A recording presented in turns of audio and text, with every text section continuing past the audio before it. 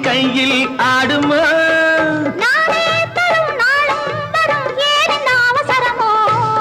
பச்சை கிளி முத்துச்சரம் முல்லை கொடி யாரோ பாவை என்னும் பேரில் வரும் தேவன் மகனி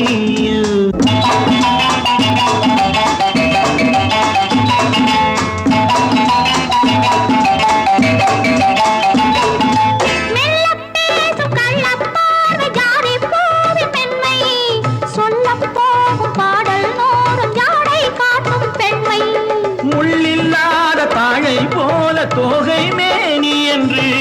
அள்ளும் போது மேலும் கீழும் ஆடும் ஆசை உண்டு